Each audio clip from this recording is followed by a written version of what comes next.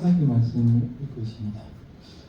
이 영화를 보신 분이시죠? 영화관에 가면은 이제 돈 주고 들어간 거 아니겠습니까? 돈 주고 들어가서 그 영화관은 한번 영화가 시작되면은 끝까지 못 나오는 영화관이라고 가상을 해봅시다.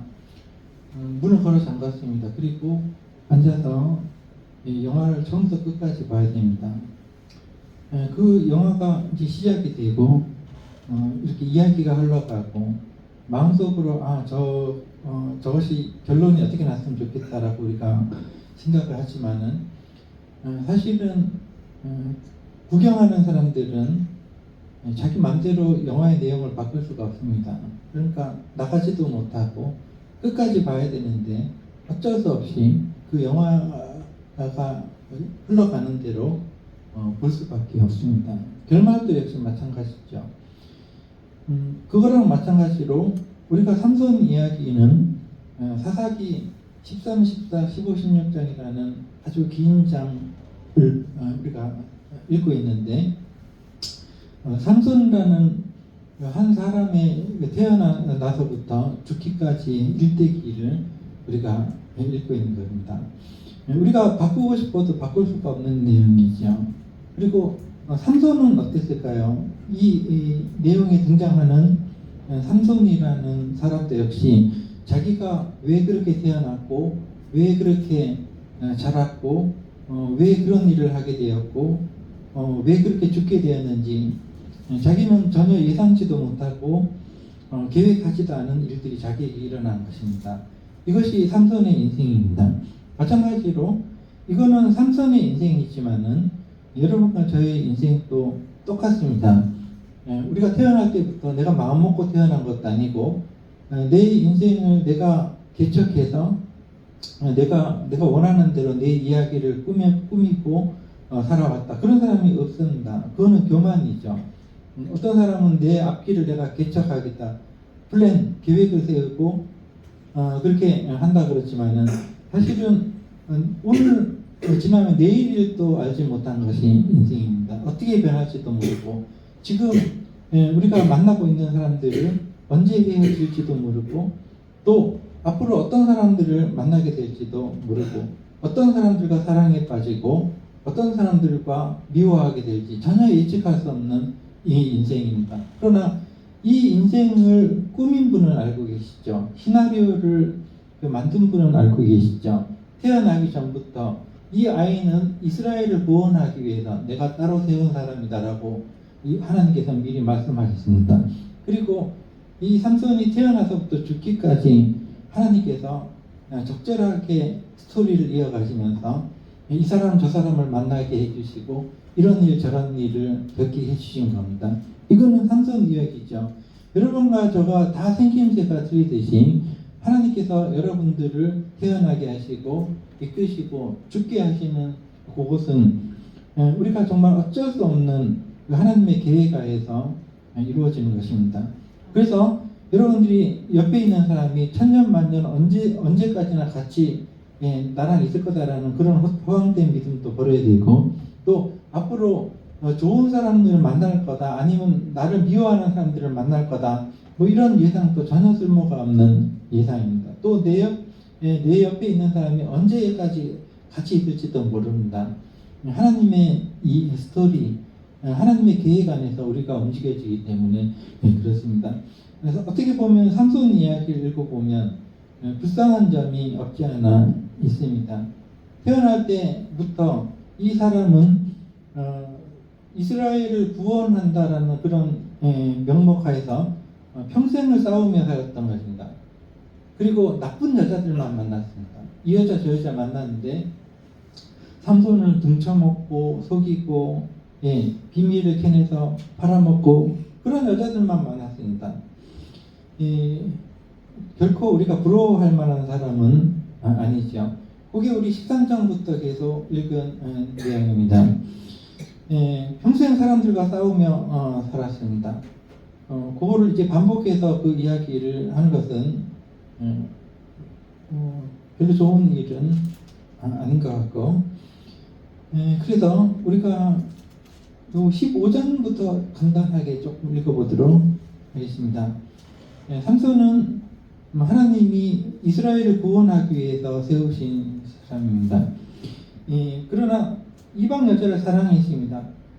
이스라엘이 여자가 많은데 어떻게 그 이방 여자, 하나님을 섬기지 않는 여자를 그렇게 사랑하게 됐는지 그건 누가 알겠습니까? 삼손 자체도 자기가 사랑하게 될 줄 몰랐을까 합니다. 그러나 사랑해서 그 여자를 아내로 맞으려고 했지만은 이런저런 트러블이 있었던 것은 14장에 기록이 되어 있고, 그렇게 해서 부인을 결혼식장에 보내두고 고향 땅으로 와서 잠깐 머물러 있다가 다시 부인을 보러 블레셋 이방 땅에 가서 보니까 장인이 자기 아내를 다른 남자에게 줘버렸다는 것입니다.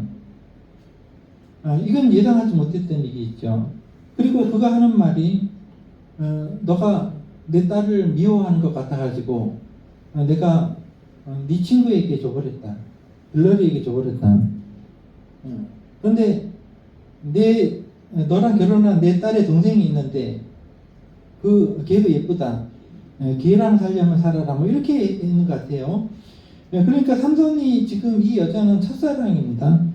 첫사랑을 그렇게 잃는다는 건 굉장히 그 충격적인 일이죠. 그냥 둘째 사랑도 아니고 이게 첫사랑입니다. 그러니까 자기 첫사랑과 어렵게 결혼을 했는데 장인 어른이 자기 첫사랑 아내를 그냥 다른 남자에게 줘버렸던.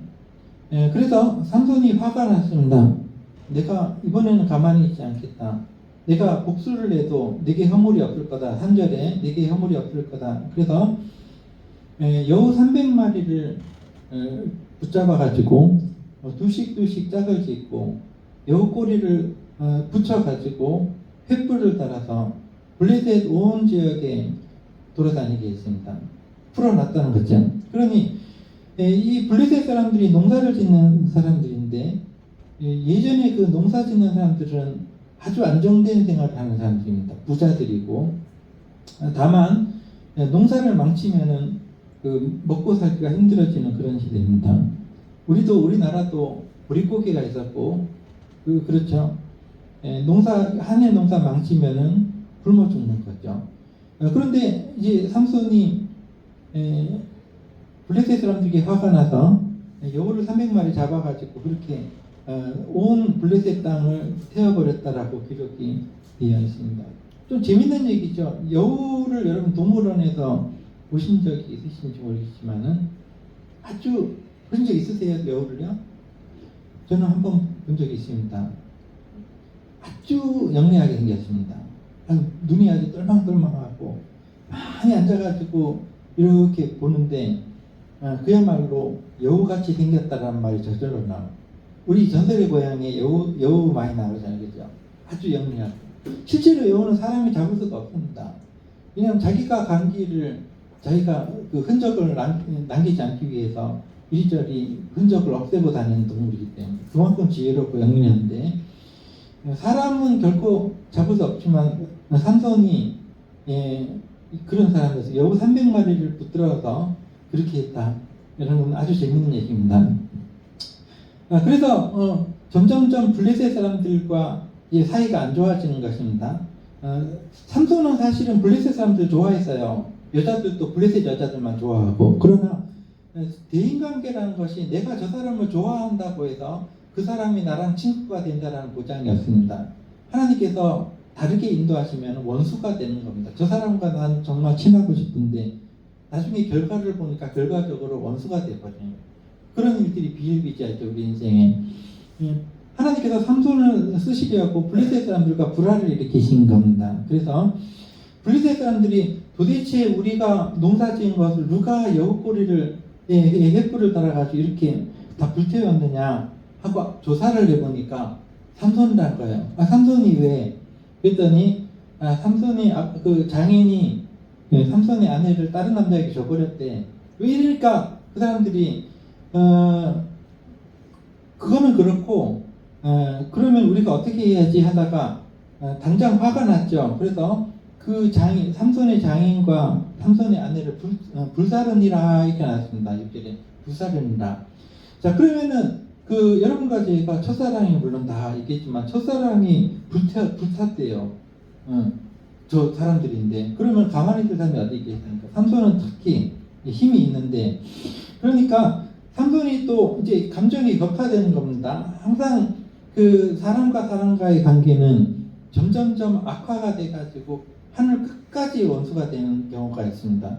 삼손이 지금 그렇게 되고 있는 겁니다. 그래서 삼손이 7절에 보니까 내가 너희에게 원수를 갚고야 말리라 그러고 가가지고 블레셋 사람들의 넓적다리와 정강이를 크게 쳐서 죽이고 이렇게 얘기 나오죠.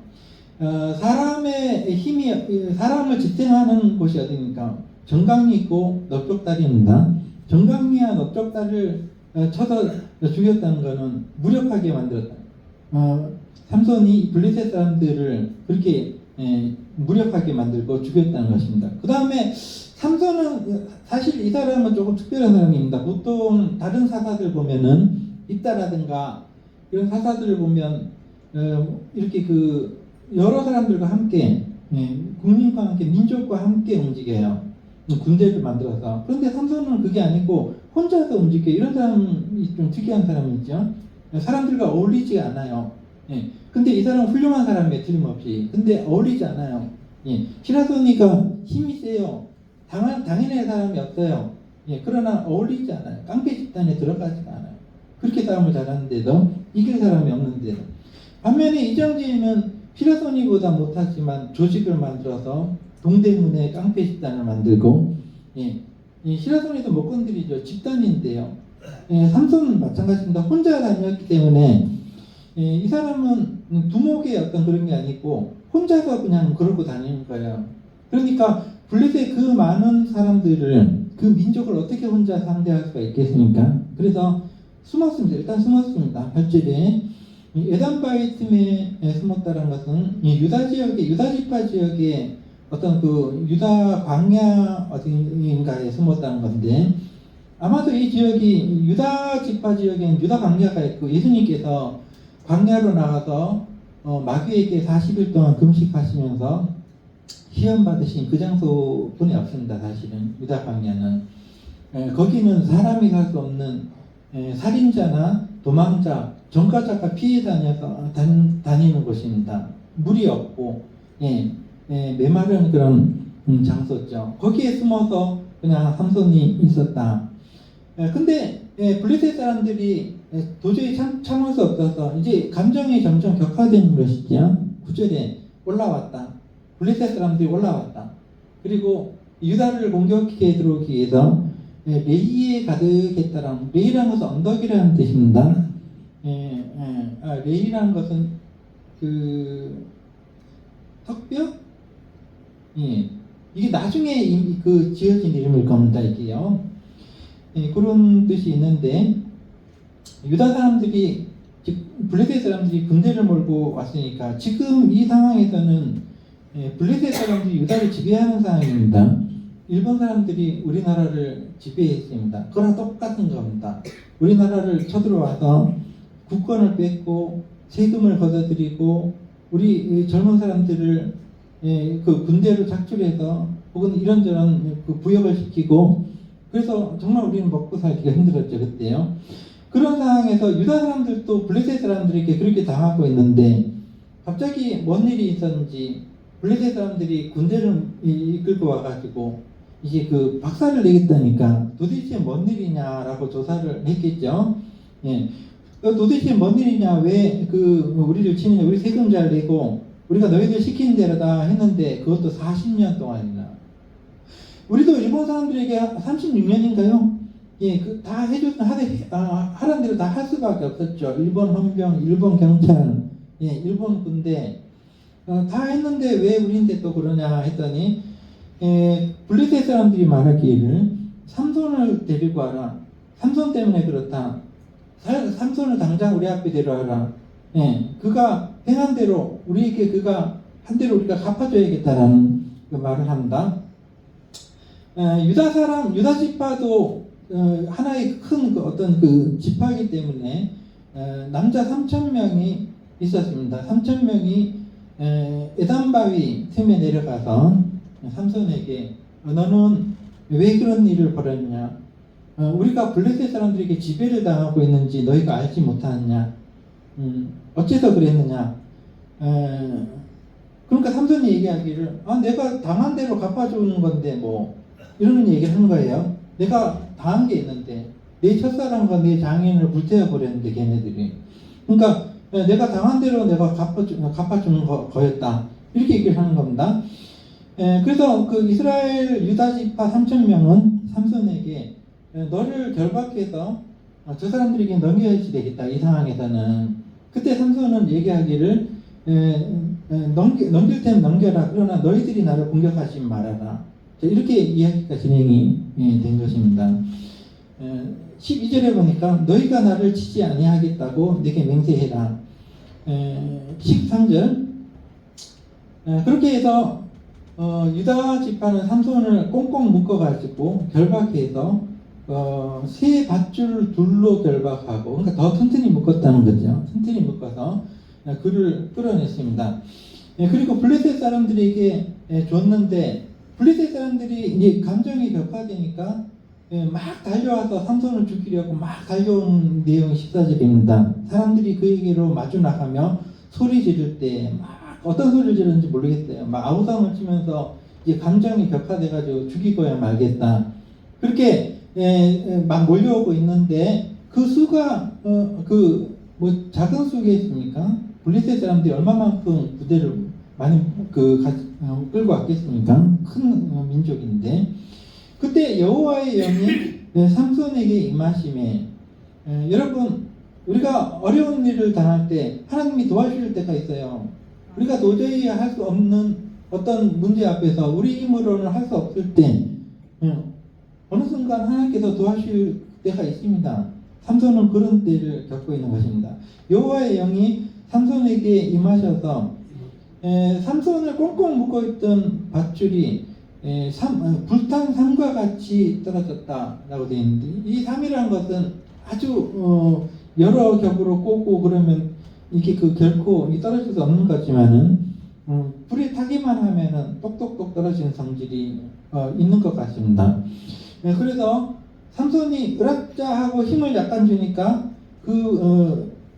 밧줄이 불탄 삼과 같이 떨어져 나왔다. 그 다음에 15절 삼손이 그 주변에 그 무기가 없으니까 보니까 나귀의 새 턱뼈가 있었다. 나귀의 오래된 턱뼈는 부서지기 쉽겠죠. 그러나 나귀가 죽은 지 얼마 안 되는 그런 어떤 턱뼈가 있었는가 봅니다. 그 턱뼈를 붙잡아서 그 모양이 그 망치랑 비슷합니다. 인터넷으로 두드려 보면 다 알 수 있습니다. 그것을 집어들고 1,000명을 죽였다. 이게 워낙 유명한 이야기가 돼가지고 나중에 노래로 불려졌습니다. 여기 16절에 보니까 이렇게 불려졌습니다. 나귀의 턱뼈로 한 더미 두 더미를 시체를 쌓아갔는데 결국은 1,000명까지 죽였다라는 그런 것이 노래로 만들어졌습니다. 그래서 그곳의 이름이 바뀌었습니다. 그곳이 어떤 지명이 있었는지 모르지만 삼손이 그렇게 1,000명을 죽이고 그곳 이름을 라맛 레히라 하였다.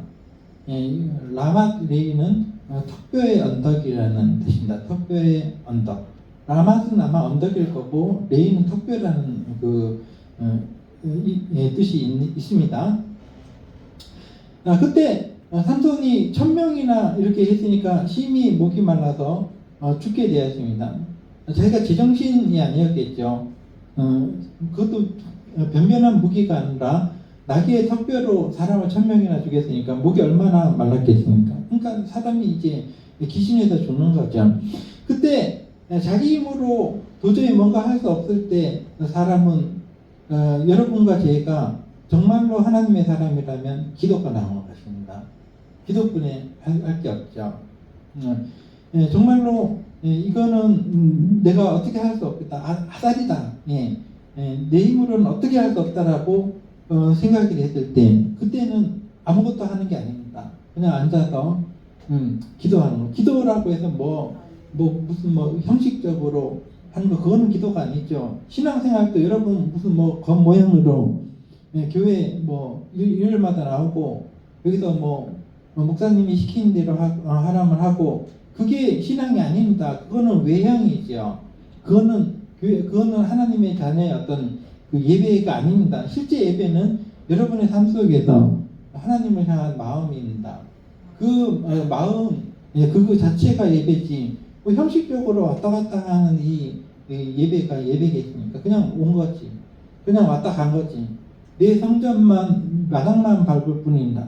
그렇게 되는 거죠.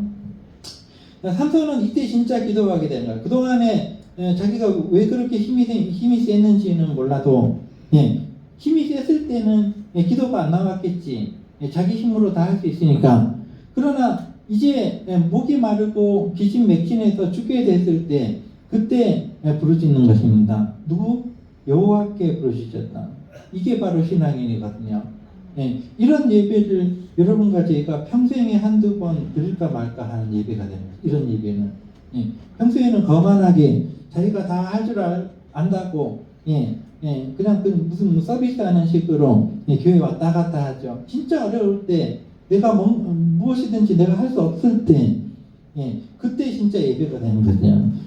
삼손은 부르짖었습니다. 여호와께 부르짖어서 이르되 주께서 삼손이 입에서 참 이런 말이 나오네. 주님께서 이런 말이 나오네. 그렇게 교만하던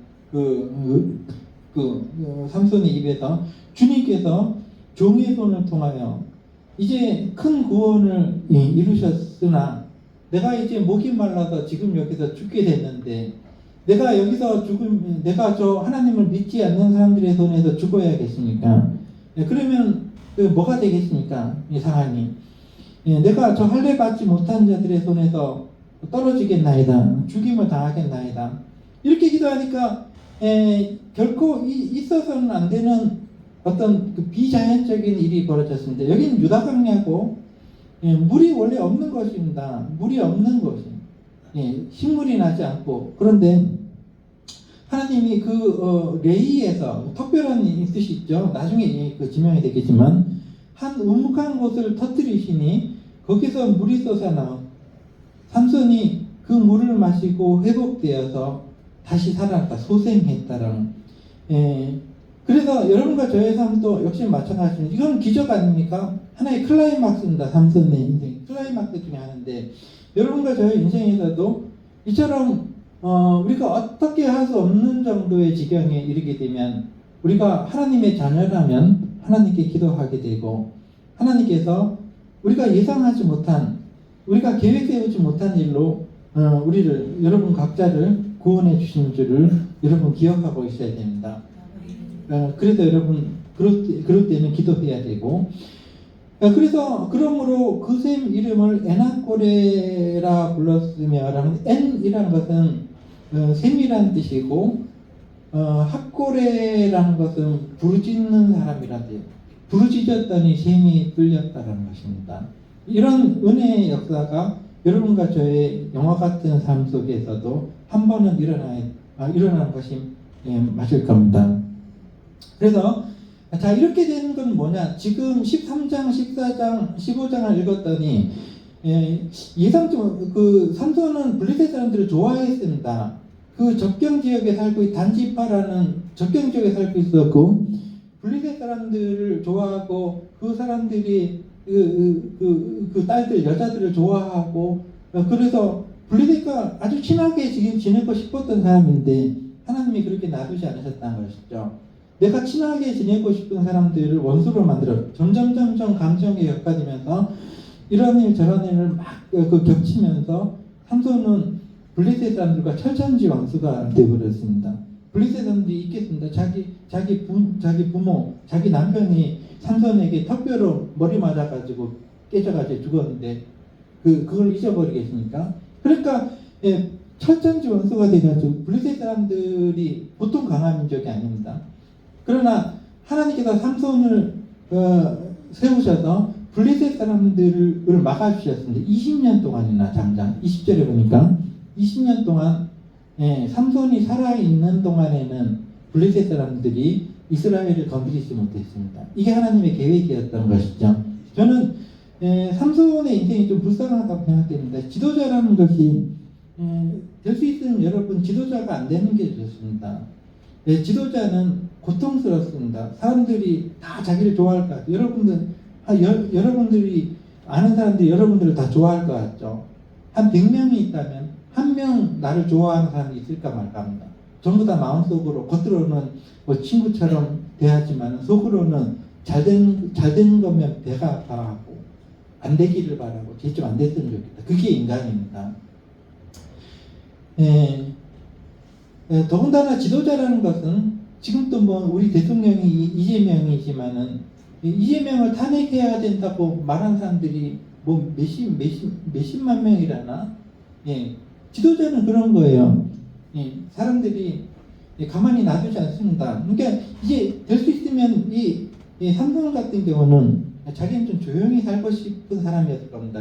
예쁜 여자도 결혼하고 또 그 농사도 짓고 그렇게 살고 싶었지만 하나님께서 삼손의 시나리오를 그렇게 쓰지 않으셨어요.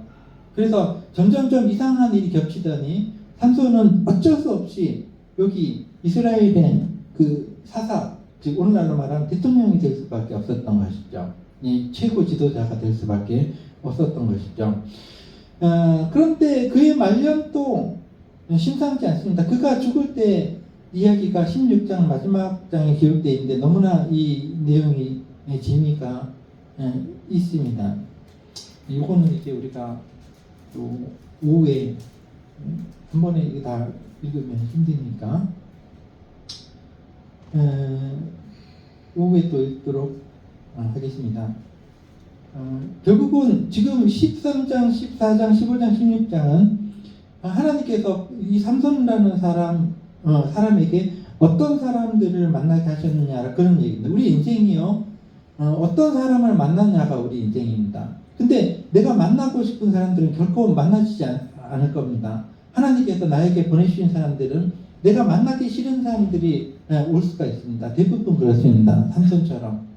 쟤랑 나랑 될 수 있으면 엮이지 않았으면 좋겠는데 갑자기 엮이게 돼가지고 원수가 된다느니 뭐 이런 일이 막 겹치거든요. 그리고 내가 정말 친구인 줄 알았던 사람이 나중에 자세히 보니까 얘가 원수였네. 내가 안 되기를 바라는 사람이었네. 그런 일이 부치기수고. 그래서 여러분과 제가 자신의 인생을 살아가면서 우리의 인생은 나 자신의 것이 아니다라는 것을 일단 기억하고 있어야 됩니다.